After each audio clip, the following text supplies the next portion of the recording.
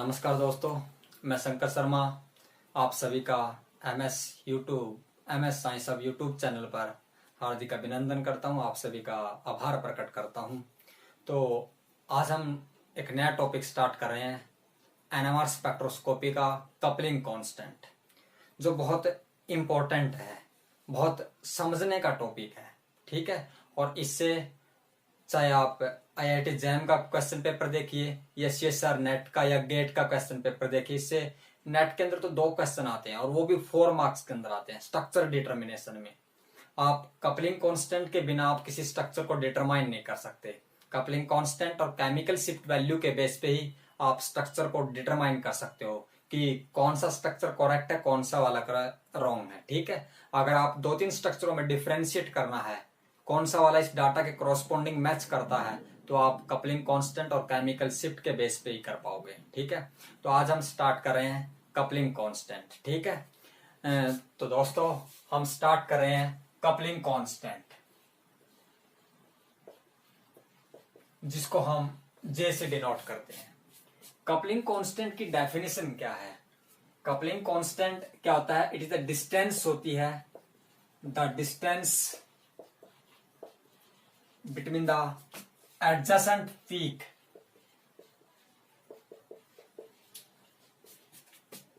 of a given multiplet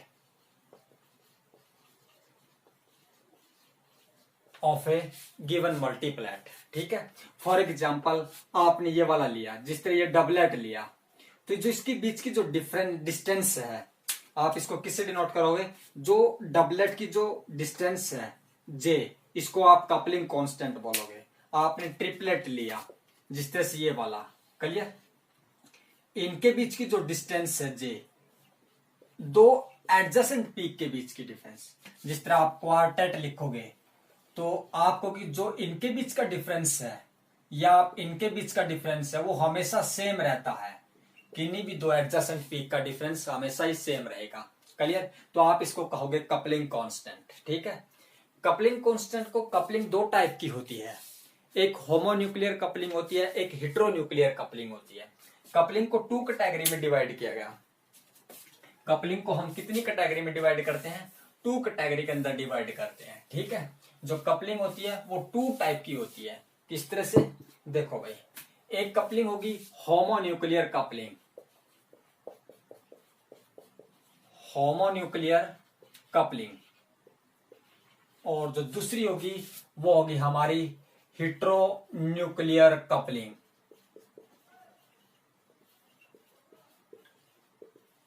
हेटेरोन्यूक्लियर coupling, homonuclear same he atom के बीच में होगी, होमो मतलब सेम एटम के बीच में कपलिंग होगी। ठीक है, और हेटेरो मतलब डिफरेंट के बीच में होगी।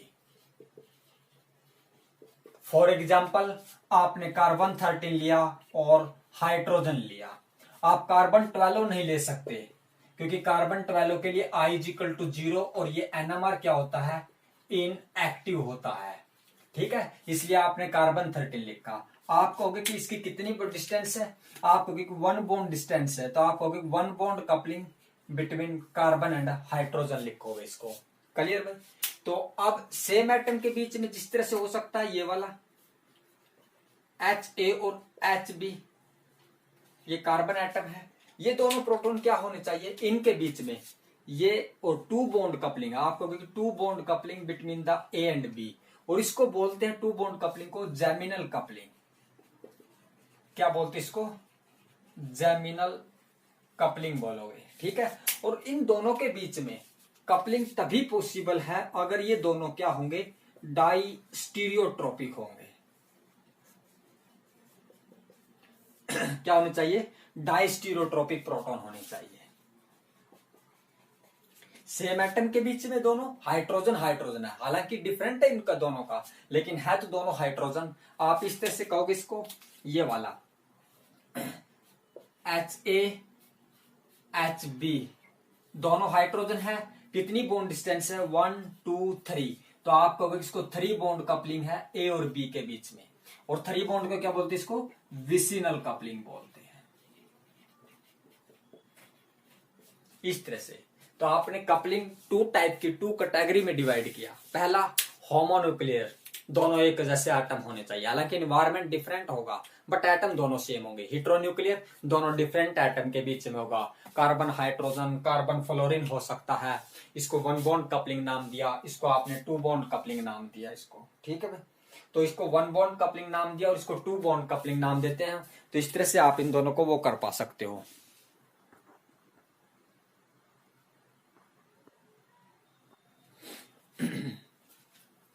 तो ये वाला था, ठीक है। अब देखिए कपलिंग कांस्टेंट को, कितने टाइप की कपलिंग हमने स्टडी करनी है, ठीक है। कितने टाइप की कपलिंग होगी, कपलिंग कांस्टेंट, कपलिंग कितने होगी, जे की वैल्यू, ठीक है।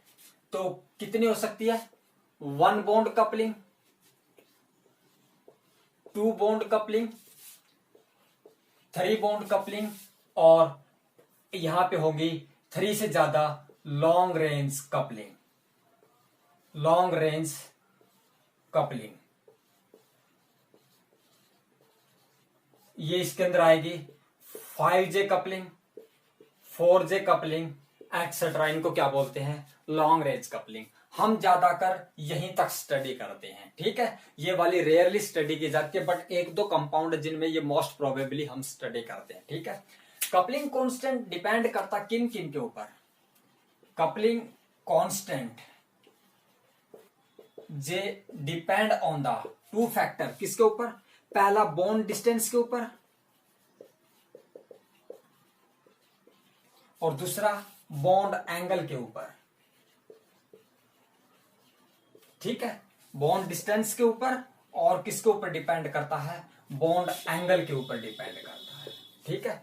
हम सबसे पहले बॉन्ड डिस्टेंस को पढ़ते हैं, बॉन्ड एंगल को थोड़ा सा बाद में स्टडी करेंगे, ठीक है। बॉन्ड डिस्टेंस का आपने पढ़ा है कि जो कपलिंग होगी is inversely proportional to the bond distance. किसके इनवर्सली प्रोपोर्शनल है, बॉन्ड डिस्टेंस के है। तो आप कहोगे कि जो वन बॉन्ड कपलिंग है ये टू बॉन्ड कपलिंग से ज्यादा होगी स्ट्रॉन्ग, और फिर इस तरह से थ्री बॉन्ड कपलिंग होगी। मतलब one bond distance, bond distance जितनी कम होगी कपलिंग उतनी ही स्ट्रॉन्ग होगी। बॉन्ड डिस्टेंस वन बॉन्ड है, टू बॉन्ड, बॉन्ड डिस्टेंस बढ़ गई, थ्री बॉन्ड होंगे तो और बॉन्ड डिस्टेंस बढ़ जाएगी। तो आप कहोगे जितनी ज्यादा बॉन्ड डिस्टेंस बढ़ती चली जाएगी कपलिंग उतनी ही क्या होती जाएगी, कम होती चली जाएगी, ठीक है भाई। तो इस तरह से आप बता सकते हो। सबसे पहला वाला, हम दो एग्जाम्पल लिख रहा हूं मैं, आपने इनके बीच में बताना है। फॉर एग्जाम्पल ये वाला लिखा, ठीक है, पहला वाला एग्जाम्पल। दूसरा वाला एग्जाम्पल ये लिखा और तीसरा वाला एग्जाम्पल ये लिखा।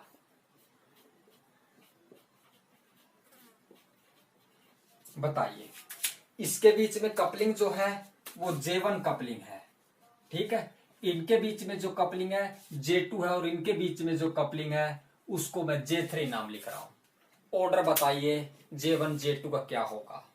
अब आपको पता है बॉन्ड डिस्टेंस, बॉन्ड डिस्टेंस क्या होती है, सिंगल बॉन्ड की, सिंगल बॉन्ड ज्यादा होता है किससे, डबल बॉन्ड से।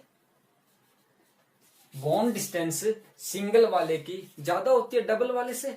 आप ऐसा ही कहोगे, बॉन्ड डिस्टेंस का जो ऑर्डर है वो सिंगल वाले ज्यादा होता है। इसका मीनिंग इसकी डिस्टेंस इन दोनों से ज्यादा है। अगर डिस्टेंस ज्यादा होगी तो इसकी कपलिंग की वैल्यू सबसे कम मिलेगी। तो आप क्या कहोगे कि J2 जो है वो तो सबसे क्या मिलेगा, लेस मिलेगा। J2 जो है वो क्या मिलेगा, आप कहो कि जो J2 की वैल्यू वो तो सबसे लेस मिलेगी। अब इन दोनों में देखना है। अब ये तो प्योर डबल बॉन्ड है, आपको पता होगा बेंजीन रिंग में जो ये बॉन्ड होता है ये पार्शियल डबल बॉन्ड होता है। क्या होता है, पार्शियल डबल बॉन्ड। मतलब इसमें थोड़ा बहुत सिंगल और डबल बॉन्ड के बीच में होता है, क्योंकि आप लिखते हो ना बेंजीन में इस तरह से लगाया जाता है कि ना डबल बॉन्ड होता ना सिंगल बॉन्ड होता, दोनों के बीच में होता है। तो इसका मीनिंग इसमें थोड़ा बहुत सिंगल बॉन्ड कैरेक्टर ज्यादा है, इसमें प्योर डबल बॉन्ड है। ये प्योर डबल बॉन्ड है तो इसकी लेंथ कम है। लेंथ कम है तो आपको पता है J1 की वैल्यू ज्यादा होगी और इसके फिर बाद में क्या आएगा, J3 होगा। ये ऑर्डर आएगा आपका। इस तरह से आप इनको डिफाइन कर सकते हो। बोलो भाई, समझ में आया? ओके, ठीक है। अब एक और एग्जांपल लिखिए। मैंने एग्जांपल ये वाला लिख दिया, और एक एग्जांपल ये वाला लिख दिया। ये इन दोनों में, ए और बी में कपलिंग आपने बतानी है, डिफाइन करनी है।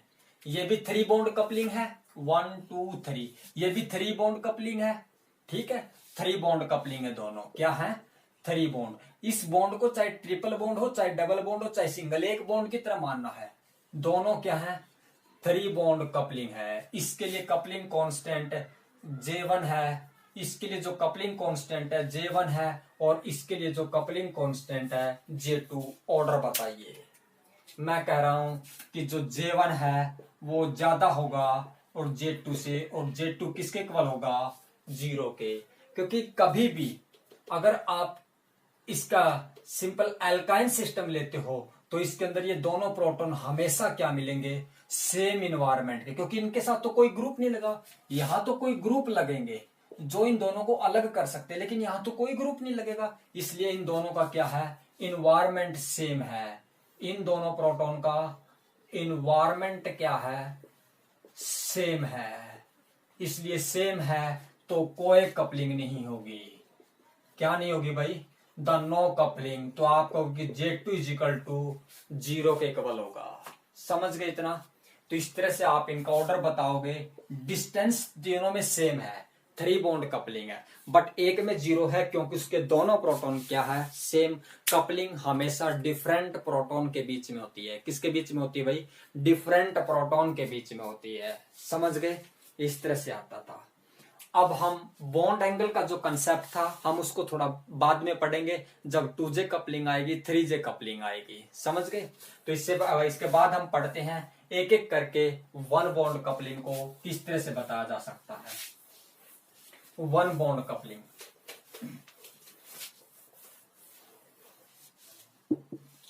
देखिए भाई, 1 बॉन्ड कपलिंग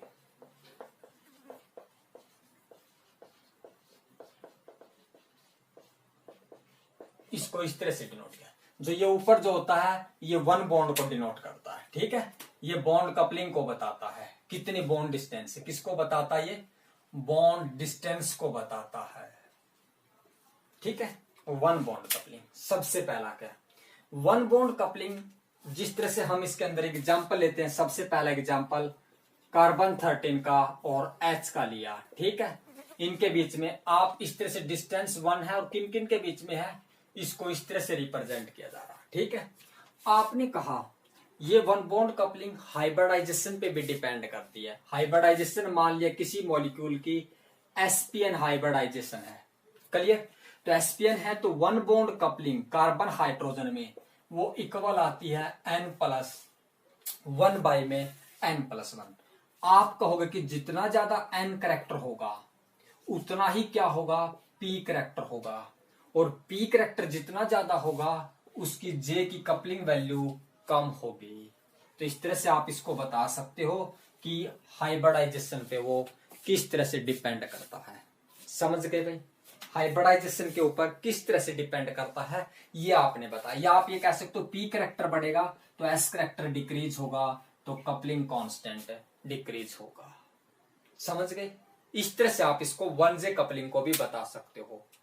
तो अब आपने देखना है, आप एक और बात नोट कर लीजिए, जहां ओड बॉन्ड कपलिंग होगी, ओड बॉन्ड कपलिंग, तो वो हमेशा J की वैल्यू क्या होगी? पॉजिटिव। और जिस तरह से ओड बॉन्ड के अंदर 1J coupling, 3J coupling, 5J coupling, और जहां इवन बॉन्ड कपलिंग होगी तो इवन बॉन्ड के लिए J की वैल्यू नेगेटिव होगी। For example 2J coupling, 4J coupling, ठीक है।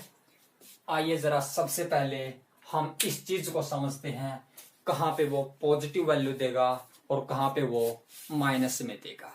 बट हमें कुछ नहीं लेना पॉजिटिव नेगेटिव से, हम क्या कंसिडर करेंगे उसका? हम मोड लेके चलेंगे। क्या लेके चलते हैं हम?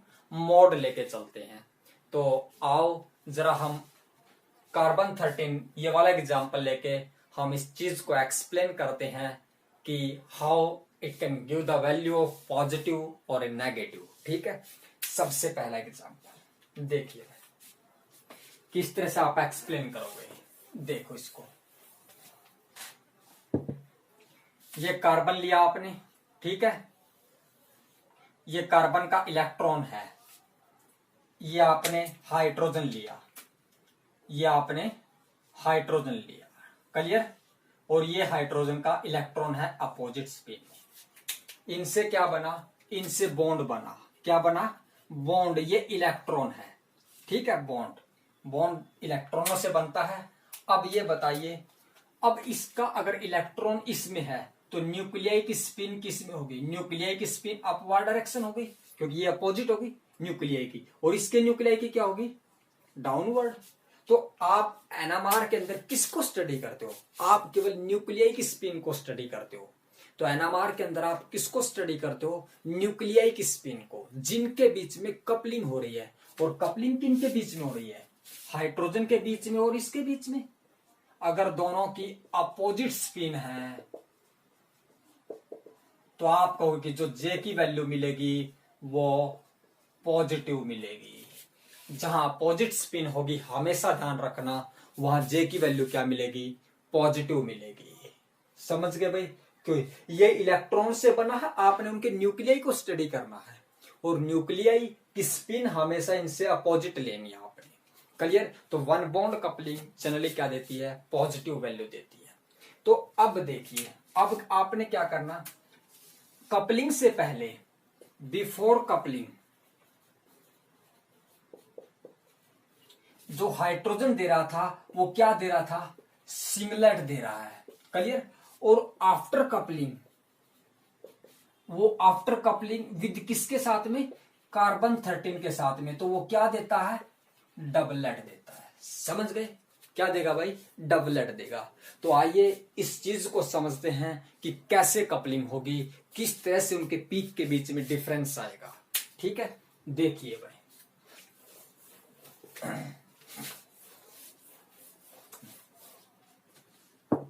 देखिए ये हाइड्रोजन था, क्लियर, और ये हाइड्रोजन है।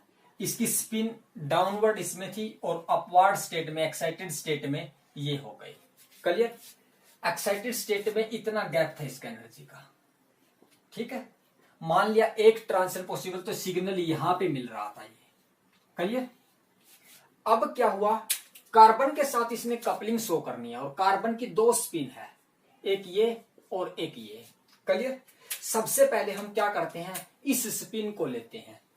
इस स्पिन ने इन दोनों हाइड्रोजनों के साथ कपलिंग की, तो बताइए अगर ये वाली करेगी तो आपकी जो एनर्जी है वो डिक्रीज हो जाएगी, क्योंकि H की स्पिन तो यही रहेगी। कार्बन की कौन सी स्पिन ली, ये वाली, तो दोनों की स्पिन क्या हो गई, सेम हो गई। दोनों की स्पिन क्या हो गई भाई, सेम हो गई। तो सॉरी, आप ये वाली स्पिन लीजिए, सबसे पहले ये वाली, ठीक है, ये वाली ले लीजिए, क्योंकि अपोजिट स्पिन है तो अपोजिट स्पिन लिखोगे आप, क्लियर। अब दोनों की स्पिन अपोजिट है तो एनर्जी कम होगी, अपोजिट स्पिन होगी तो उसकी लोअर एनर्जी होती है, क्लियर। ऊपर भी, तो ऊपर क्या होगा, H की स्पिन लोअर थी, लेकिन कार्बन की कौन सी है, कार्बन की इस केस में दोनों में सेम रखनी है, कार्बन की तो ये थी, दोनों की स्पिन सेम डायरेक्शन में होगी तो एनर्जी डिफरेंस बढ़ गया, एनर्जी उसकी बढ़ गई। तो इसका मीनिंग अब हायर एनर्जी पे ट्रांजिशन होगी, ठीक है। दूसरी पॉसिबिलिटी ये वाला ले लीजिए, कार्बन इसकी ये स्पिन थी, ठीक है।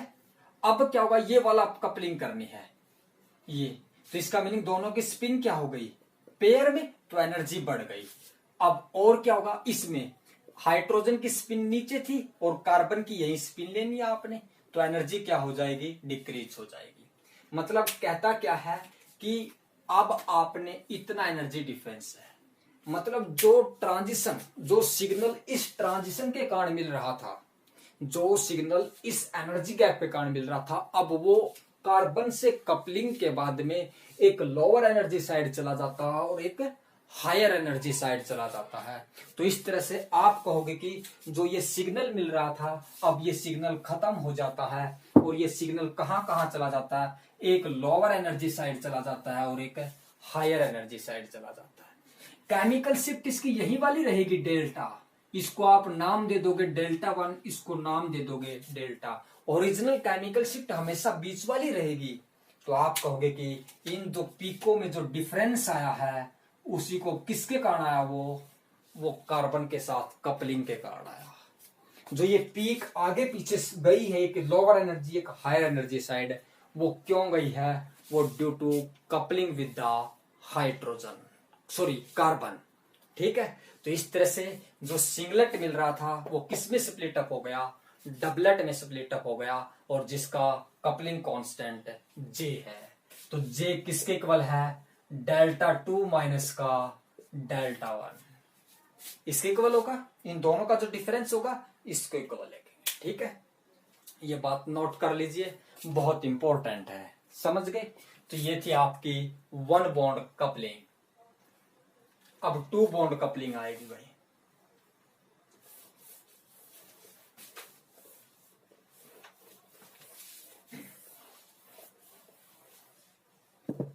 टू बॉन्ड कपलिंग,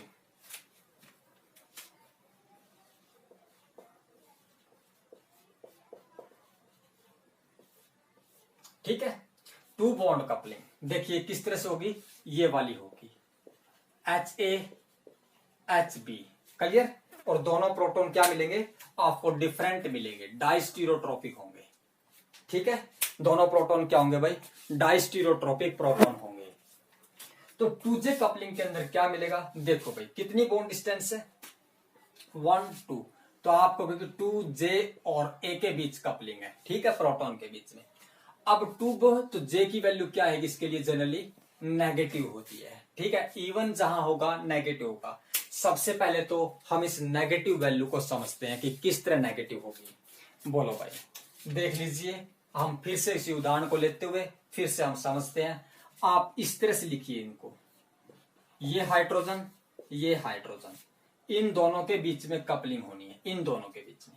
तो आप इसको इस तरह से मान लीजिए कि ये वाला कार्बन के इलेक्ट्रॉन है।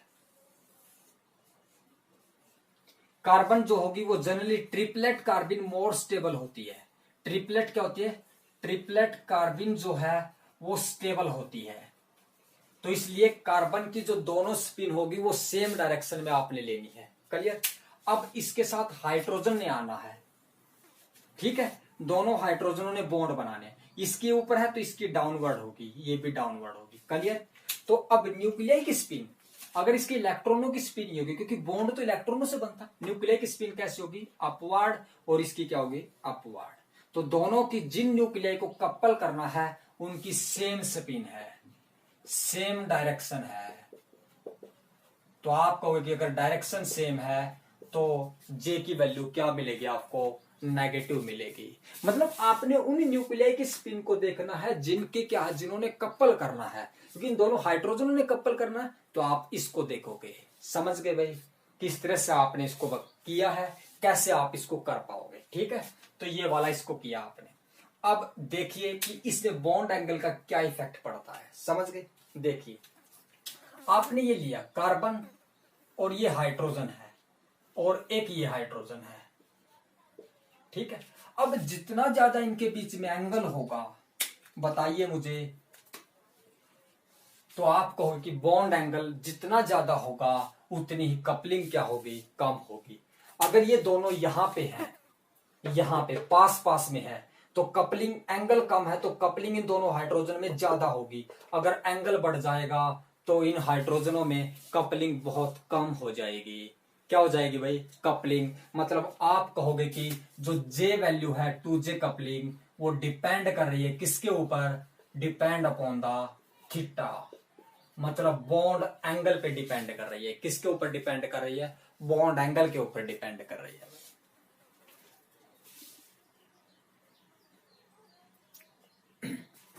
ठीक है, किस पे डिपेंड कर रही है, बॉन्ड एंगल के ऊपर डिपेंड कर रही है। तो आइए जरा समझते हैं हम एग्जांपल से कि किस तरह से बॉन्ड एंगल पे डिपेंड करेगी। जब एक्सपेरिमेंटली देखा गया साइक्लोहेक्सेन का स्ट्रक्चर में, ठीक है, इन दोनों हाइड्रोजनों के बीच में, और 5 मेंबर्ड हाइड्रोजनों के बीच में, और फिर 4 मेंबर्ड हाइड्रोजनों के बीच में, और फिर 3 मेंबर्ड के बीच में, तो इसकी कपलिंग कांस्टेंट की वैल्यू क्या आई, ये इस तरह से बताता है कि इनके बीच में, क्लियर, आपको इनके एंगल पे डिपेंड करना है, ये एंगल कितना है, ये कितना है, ये कितना और ये कितना।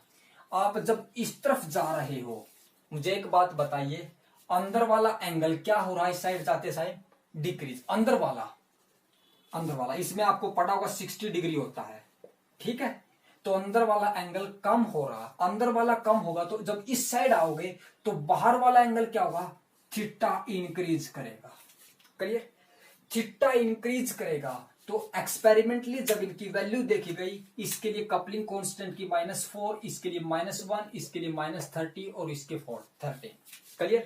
तो आप कहोगे कि अगर जैसे जैसे थीटा बढ़ रहा है तो जे वैल्यू मूव कर रही है किसकी तरफ, टुवर्ड पॉजिटिव वैल्यू की तरफ, मतलब आप ये कह सकते हो कि डिक्रीज कर रही है, जैसे जैसे थीटा बढ़ रहा है, एंगल जितना ज्यादा बढ़ेगा कपलिंग कम होगी। आप मैग्नीट्यूड लेते हैं, हमें नेगेटिव से कोई मतलब नहीं है, हम नेगेटिव देखते हैं, तो किसकी तरफ मूव कर रही है, पॉजिटिव की तरफ। तो आप बताओगे कि जैसे जैसे बाहर वाला एंगल बढ़ता चला जा रहा है तो वैसे वैसे आपकी कपलिंग कांस्टेंट की वैल्यू कम होती जा रही है, मतलब move toward the positive side की तरफ, ठीक है। तो ये पाविया की बुक में ये दिया भी हुआ है, और ये डायग्राम भी बनाया हुआ है कि कैसे कपलिंग कांस्टेंट एंगल के साथ वेरी करता है, किस तरह से वेरी करता है। एक डायग्राम बनाएगा इस तरह से, 2J कपलिंग हाइड्रोजन के बीच में, और थीटा इस साइड है, इस साइड 90 डिग्री है, इस साइड 130, इस साइड आप मान लीजिए 120 है, क्लियर। तो इसका एक्सपेरिमेंटली देखा, जैसे थीटा बढ़ रहा है तो कपलिंग कांस्टेंट क्या कर रहा है, कम हो रहा है। एंगल जैसे जैसे बढ़ेगा तो कपलिंग कांस्टेंट की वैल्यू कम होती चली जाएगी। इस बात को आप नोट कर लीजिए। बॉन्ड डिस्टेंस पे तो करती ही करती है, साथ में एंगल पे भी डिपेंड करती है। तो ये कौन सी थी भाई, 2J कपलिंग थी। कौन सी थी ये, 2J कपलिंग थी, समझ गए। 3J कपलिंग पे आते हैं अब हम 3J कपलिंग पे। इनकी वैल्यू मैं बाद में लिखाऊंगा, ठीक है।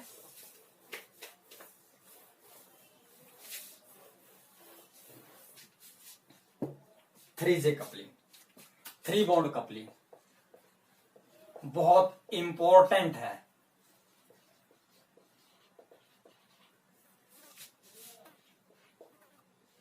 थ्री बॉन्ड समझ गए, बहुत ही इंपॉर्टेंट टॉपिक है 3J कपलिंग के बारे में। देखिए भाई 3J किस तरह से होगी, देखिए सबसे पहले ये होगा 1 और 2 और 3 बॉन्ड।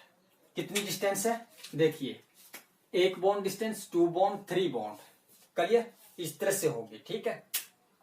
अब मुझे ये बताइए, एग्जाम्पल लिख रहा हूं, ये वाला एग्जाम्पल,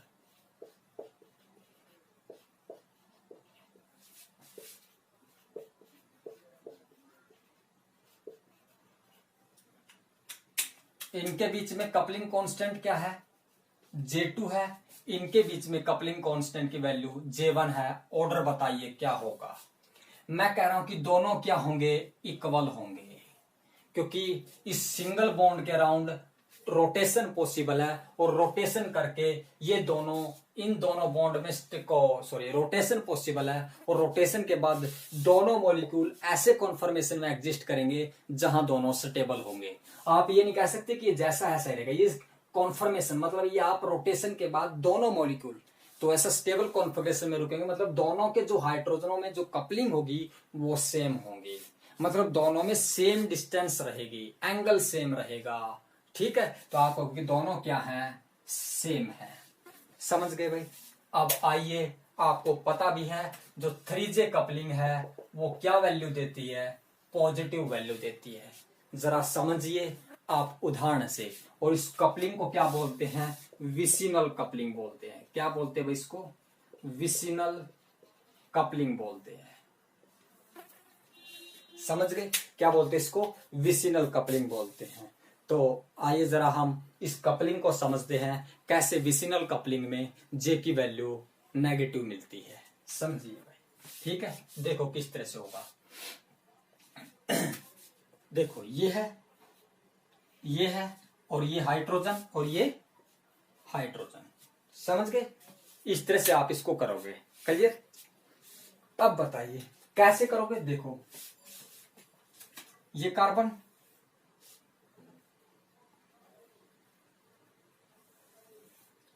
ये कार्बन और ये हाइड्रोजन। अब मुझे ये बताइए, ये कार्बन का इलेक्ट्रॉन इधर है और इसका इधर है, दोनों सेम है, तो इसके देखो ट्रिपलेट कार्बन स्टेबल होती है, इसलिए दोनों। अब बॉन्ड बनाना तो इसके अपोजिट रहेंगे, लेकिन दोनों क्या रहेंगे, सेम रहेंगे। ये बात ध्यान रखना, क्योंकि ये भी तो ट्रिपलेट ही है, मतलब दोनों की स्पिन सेम रहेगी।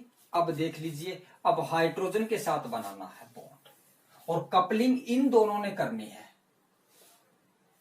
ठीक है। अब बताइए, बोलो भाई, अगर ये अपोजिट है तो ये इसमें मिलेगा, और अगर ये इसमें है तो ये इसमें मिलेगा, ठीक है। और अगर इनकी इलेक्ट्रॉनों की स्पिन ऊपर है तो न्यूक्लियाई की स्पिन यहां मिलेगी और न्यूक्लियाई की स्पिन यहां मिलेगी। मुझे बताइए, दोनों की स्पिन अपोजिट है तो क्या मिलेगा, जे की वैल्यू क्या होगी भाई, पॉजिटिव होगी।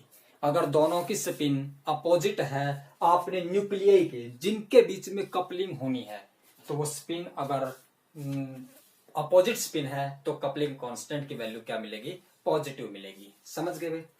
अब ये वाला था। अब देखिए कपलिंग किस तरह से होती है, ठीक है। देखो कहां पे मैक्सिमम होगी, कहां पे मिनिमम होगी, मतलब अब आप एंगल का इफेक्ट देखोगे कि कैसे एंगल के साथ वो वेरी कर रही है। देखो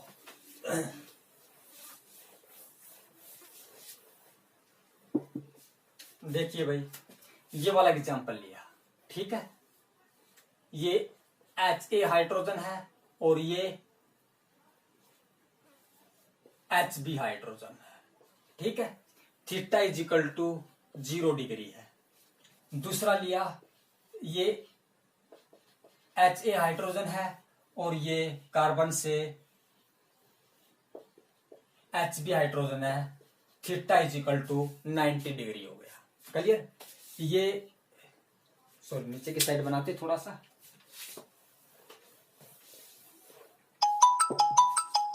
देखिए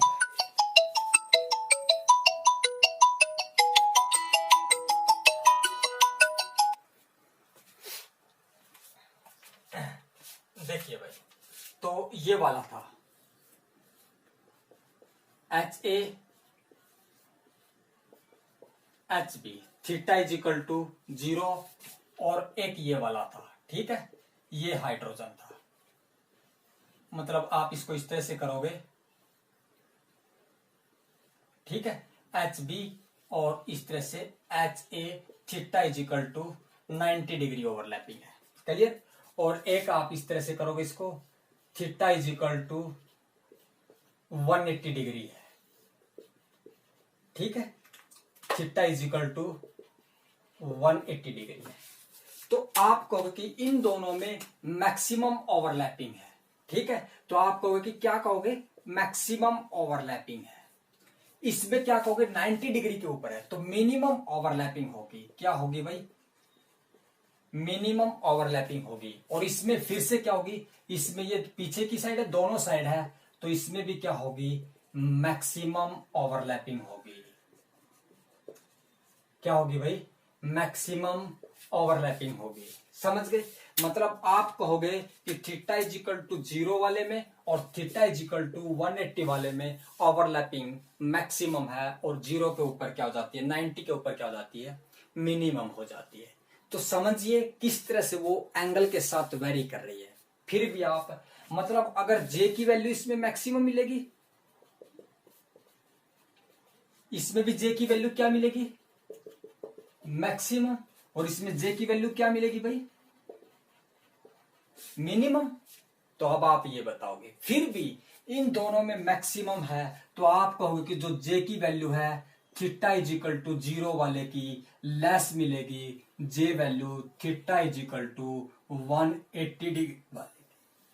क्यों, क्योंकि इन दोनों में दोनों सेम साइड होने से, रिपल्सन की वजह से दोनों सेम साइड है, थोड़ी बहुत क्राउडिंग या थोड़ा बहुत रिपल्सन होगा, तो इस कारण से इनमें ओवरलैपिंग थोड़ी सी इफेक्टिवनेस कम हो जाती है। तो आप कहोगे कि 180 पे दोनों एक दूसरे के ट्रांस पे है, अपोजिट में है, तो कोई रिपल्सन, कोई स्टीरिक क्राउडिंग नहीं होगी। तो आप कहोगे कि 180 वाली जो कपलिंग है वो थीटा इज इक्वल टू 0 वाले से थोड़ी सी क्या होगी, ज्यादा होगी। क्लियर। अब ये देखिए जो एंगल के साथ वेरी कर रही है, क्लियर, किसके साथ, एंगल के साथ वेरी कर रही है। मतलब आप इनको इस तरह से रिप्रेजेंट कर सकते हो, ठीक है। कैसे, देखो भाई, तो आप जब इनको इस तरह से रिप्रेजेंट कर सकते हो, मतलब आप कहोगे कि दोनों के बीच में कॉन्फर्मेशन होते हैं, ये इस हाइड्रोजन का है और ये इस हाइड्रोजन का है, क्लियर, दोनों इक्लिप्स फॉर्म है, मतलब थीटा इज इक्वल टू 0। दूसरा क्या होगा, ये हाइड्रोजन ए है, फिर 60 डिग्री पे आ गया, तो एंगल कितना हो गया इनके बीच में, theta is equal to 60 degree, clear. और फिर क्या होगा, ये हुआ theta is equal to 180 degree हो गया, और थीटा इज इक्वल टू 90 पे बनाओ पहले, 90 डिग्री हो गया, ठीक है। और फिर बनाया आपने 120 डिग्री का, और यहां से एच ए और H B, theta is equal to 120 degree हो गया, और ये एच ए और ये H B, theta is equal to 180 degree हो गया। मतलब वेरिएशन विद द एंगल कैसे देखा गया, तो जब इनको एंगल के साथ वेरिएशन शो कर रही है, तो इनकी जो जे की वैल्यू देखी गई वो किससे हेल्प से देखी गई, एक साइंटिस्ट हुए, एक वैज्ञानिक हुए हैं, जिन्होंने कपलिंग कांस्टेंट के ऊपर variation of coupling constant with angle बताया था। वो कौन थे साइंटिस्ट, वो कौन थे वैज्ञानिक, जिनका नाम था कार्पलस, मार्टिन कार्पलस। मार्टिन कार्पलस ने कपलिंग कांस्टेंट की वेरिएशन विद बॉन्ड एंगल बताया कि किस तरह से वेरी करेगा। तो उसने दो इक्वेशन दी, दो समीकरण दिए उसने, जिन समीकरण के बेस पे आप इनकी वैल्यू कैलकुलेट कर सकते हो। तो कौन सी इक्वेशन है, पहली इक्वेशन है जब थीटा वेरी करता है 0 से 90 के बीच में, और दूसरी इक्वेशन है जब 90 से 180 के बीच में वेरी करता है, तो 3 bond coupling is equal to आती है 8.5 cos स्क्वायर थीटा माइनस का 0.28, और इस केसेज में आती है 9.5 cos स्क्वायर थीटा माइनस का 0.8। थोड़ा डिफरेंस आता है, समझ गए। और वो क्यों आता है, क्योंकि 180 पे ज्यादा मैक्सिमम कपलिंग होती है, इसलिए 9.5 आता है। तो इनको बोलते हैं कार्पलस इक्वेशन। कार्पलस एक साइंटिस्ट हुआ था, जिसने क्या बताया, जिसने ये बताया कि वेरिएशन विद द एंगल कैसे वेरी कर रही है। समझ गए भाई, ठीक है। तो ये वाला आपने बताना था, क्लियर। तो ये इसके, अब इनके बेस पे जब इनकी वैल्यू फाइंड आउट की गई, इनकी वैल्यू फाइंड आउट की, तो वो कितनी कितनी आई, देखो भाई। जब देखा गया, तो जब इसके बेस पे, तो इसकी जब थीटा इज इक्वल टू 0 रखा, तो जे की वैल्यू वेरी करती है 7 to 8 हर्ट्ज के बीच में। इसमें जब थीटा की वैल्यू 60 रखते हैं, तो जे की वैल्यू आती है 2 से 5 हर्ट्ज के बीच में। और जब इसके रखते हैं 190 पे, तो जे इज इक्वल टू 0, और 120 रखते हैं तो 60 वाले की तरह ही आती है हर्ट्ज में। और जब इसमें रखते हैं तो जे की वैल्यू 12 से 16 हर्ट्ज के बीच में आती है। क्लियर, समझ गए क्यों आया। ये कार्पलस एक साइंटिस्ट हुआ था, जिसने वेरिएशन दिया इसके हिसाब से, क्लियर। तो इस तरह से आपने उनकी वैल्यू फाइंड आउट की, और एग्जैक्ट वैल्यू नहीं दे रहा, वो क्या दे रहा है, रेंज दे रहा है। क्या दे रहा है, रेंज दे रहा है। क्योंकि इस फॉर्मूले में रखेंगे तो एक ही वैल्यू मिलनी चाहिए, एग्जैक्ट एक नंबर मिलना चाहिए, बट आप क्या लेते हो, रेंज। वो किस लिए रेंज कहते हैं, वो रेंज इसलिए जिक्र जाती है क्योंकि ये केवल एंगल पे डिपेंड नहीं करता, और भी फैक्टर पे डिपेंड करता है, ठीक है। तो जब इसको ड्रा किया गया इसने, तो किस तरह से बनाया गया, देखिए भाई। ये किस्म की आपकी टेबल बन गई, जब theta is equal to 0, theta is equal to 60, और थीटा इज इक्वल टू 90, और थीटा इज इक्वल टू 120, और theta is equal to 180 degree पे ये वैल्यू देता है। टेबल बन गई है, ठीक है। इस तरह से आप इसको डिफाइन करोगे, समझ गए। अब जब आप इसका कपलिंग कांस्टेंट का देखिए किस तरह से करोगे, जब आपने इस कार्पलस इक्वेशन से इनकी वैल्यू को प्लॉट ड्रा किया गया इस तरह से, ठीक है। यहां ले लीजिए 8, यहां ले लीजिए 8 से 10 लिखो या 12 लिखो, आपकी थोड़ा बहुत वेरिएशन शो कर सकता है, ठीक है। आप कितनी भी ले लेना, क्लियर। तो ये आया, और यहां पे आपने लिया 12 से 16 के बीच में, ठीक है। ये हो जाएगा क्लियर। इस साइड क्या है, एंगल है थीटा, और इस side theta is equal to 0, इस side theta is equal to 180, और इस side theta is equal to 90, और इस साइड कपलिंग है 3 बॉन्ड कपलिंग, हाइड्रोजन हाइड्रोजन के बीच में 3 बॉन्ड कपलिंग। कैसे आता आप बताइए। जब थीटा इज इक्वल टू 0 था तो इसकी वैल्यू कितनी थी, 8 से 12 के बीच में ये, और जब ये था थीटा इज इक्वल टू कहां से 8 से 12 के बीच में लाई कर रही थी, और इस तरह से वैल्यू आएगी। थोड़ा सा ट्रांस वाला थोड़ा ऊपर होना चाहिए क्योंकि इसकी वैल्यू ज्यादा है। तो अब आपने जो ये सैडिड एरिया है, कार्पलस करो बोलते इसको, क्या बोलते इसको, कार्पलस करो, क्योंकि कार्पस साइंटिस्ट ने दिया था। तो जो ये सैडिड एरिया है ये एक एग्जैक्ट वैल्यू क्यों नहीं देता, एक रीजन क्यों देता वैल्यू का, ये इसलिए देता है कि ये और फैक्टर पे भी डिपेंड कर रहा है। किस किस के ऊपर, ये जो सैडिड एरिया है ये किसके कारण है, सैडिड एरिया किसके कारण है, बॉन्ड डाइहेड्रल एंगल पे, और किस पे डिपेंड कर रहा है, बॉन्ड लेंथ पे, और किस पे है, अटैच ग्रुप के ऊपर, किस पे, अटैच ग्रुप के है, किस किन पे डिपेंड कर रहा है, उनके कारण थोड़ा बहुत क्या देता है, ये वेरिएशन देता है वैल्यू के अंदर। क्लियर भाई, क्या दे रहा है, ये वेरिएशन दे रहा है इस तरह से। जिस तरह ये हाइड्रोजन लिया और ये हाइड्रोजन, इनका एंगल डिपेंड करता θ2 θ1 कितना, इस पे भी, इसके कारण थोड़ा वेरी करता रहता है। दूसरा ये कोई ग्रुप अटैच है जो इसके कारण इलेक्ट्रोनेगेटिव ग्रुप जो होगा उसके कारण थोड़ा सा क्या देता है, ये वेरिएशन शो करता है। समझ में आया भाई, इस तरह से समझ में आना चाहिए। अब मुझे ये बताइए कि आपको अगर ये चीजें दी हुई है, ये सिस दिया हुआ है और ये ट्रांस दिया हुआ है, ये सिस दिया हुआ है और ये ट्रांस दिया हुआ है, तो किसकी वैल्यू ज्यादा होगी। दो दिए हुए आपको, एक सिस दिया हुआ है और एक ट्रांस दिया हुआ है, ठीक है। सिस और दूसरा क्या है, ट्रांस दिया हुआ है, और ये वाला किसके अंदर ज्यादा होगी, इसके अंदर theta is equal to 180 degree, इसके अंदर थीटा इज इक्वल टू 0, तो आप कहोगे कि जे की जो ट्रांस वाले की वैल्यू है वो सिस वाले से क्या होगी, ज्यादा होगी, ठीक है। और इस बात को नोट कर लीजिए कि सिस वाले में जो वैल्यू मिलेगी वो 8 से लेकर 12 के बीच में मिलेगी, और ट्रांस वाले में 12 टू 16 हर्ट्ज मिलेगी। ये आपने यूज करनी है कैलकुलेट करने के लिए, स्ट्रक्चर को डिटरमाइन करने के लिए।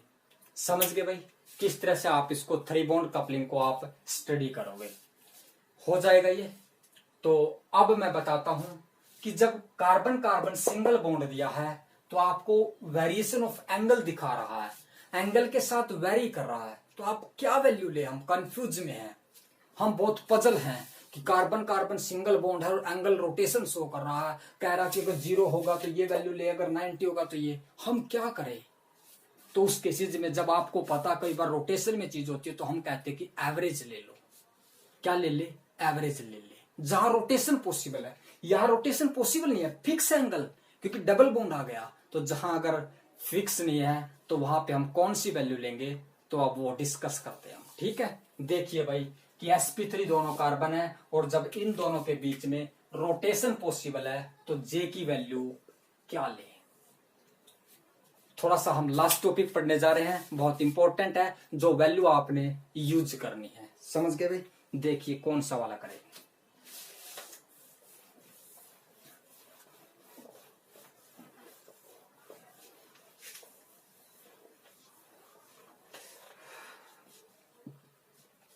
देखो भाई, ये कंपाउंड लिया,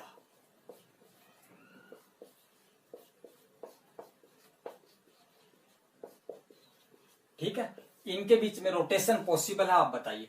तो आप क्या करोगे, इनके स्टेबल कॉन्फर्मेशन लोगे। स्टेबल कॉन्फर्मेशन क्या होता है, देखो ये H पहला वाला, Cl Cl, ठीक है, और स्टैगर्ड कॉन्फर्मेशन या गोचे कॉन्फर्मेशन स्टेबल होता है। ये H इधर ले लिया, और ये आप 120 डिग्री पे रोटेट करोगे तो ये वाला मिलेगा आपको। एक कार्बन को फिक्स रखना है, यहां हाइड्रोजन आएगा, यहां ब्रोमीन, यहां ब्रोमीन, और फिर से रोटेट करोगे तो ये वाला कॉन्फर्मेशन मिलेगा HCl, और इस तरह का ये वाला क्या मिलेगा आपको, इस तरह से यहां हाइड्रोजन आएगा और यहां Br, यहां Br, ठीक है। फर्दर रोटेट करोगे तो यही वाला मिलेगा, समझ गए। अब मुझे बताइए, इतनी रोटेशन पॉसिबल, आपने स्टेबल कॉन्फर्मेशन लेने, ये तो बहुत है, इनफाइनाइट नंबर ऑफ कॉन्फर्मेशन हो गए स्टेबल। तो आप होगी इसके बीच में एंगल कितना है, 60 डिग्री का, तो इसकी वैल्यू किसके बीच में होती है, 2 से 5 के बीच में। हम 4 ले लेते हैं, या आप 3 ले लीजिए, ठीक है। इनके बीच में क्या है, 180 का एंगल है, तो इसकी वैल्यू होती है 12 से 16 के बीच में। हम अप्रोक्सीमेटली 14 ले लेते हैं, 14 ले लेते हैं, और इसके बीच में एंगल फिर से 60 है, तो अप्रोक्सीमेटली वैल्यू 3 हर्ट्ज ले लेते हैं। तो अब इनकी इस कार्बन कार्बन 13 के बीच में वो होगा, तो कौन सी वैल्यू लेंगे, तो आप क्या करोगे, जे की वैल्यू जो लोगे, इन तीनों का मीन लिखोगे, 3 + 3 + 14 बाई में 3, 6 और 20 हो गए, ये 3 के बीच में आती है, समझ गए। तो 20 ये किसके इक्वल आएगा, अप्रोक्सीमेटली 7 के इक्वल आएगा। तो जहां पे कार्बन कार्बन के बीच में अगर रोटेशन पॉसिबल है, तो वहां जे की वैल्यू कहां कहां के बीच में वेरी करती है, 3 to 7 to 8 हर्ट्ज के बीच में वेरी करती है, समझ गए भाई। तो ये वाला था आज का आपका 1 बॉन्ड कपलिंग में आपने कैसे पढ़ा। 1 bond coupling, 3 bond coupling positive value देती है, 2 बॉन्ड कपलिंग, 4 बॉन्ड कपलिंग आपकी नेगेटिव वैल्यू देती है। तो इस तरह से आपने पढ़ा कैसे उनके अंदर होता, बॉन्ड एंगल पे कैसे डिपेंड करती है, बॉन्ड डिस्टेंस पे कैसे डिपेंड करती है, और एंगल के साथ कैसी वेरिएशन शो कर रही है। तो ये आपने आज के लेक्चर में पढ़ा, तो बाकी का हम अगले नेक्स्ट लेक्चर में पढ़ेंगे। तो आप सभी का फिर से मैं स्वागत करता हूं कि आपने इतना समय दिया, ठीक है। तो इसको बहुत महत्वपूर्ण टॉपिक था ये, और इसको आपने स्टडी करना है। ओके बाय, थैंक यू, फिर मिलते हैं नेक्स्ट लेक्चर में।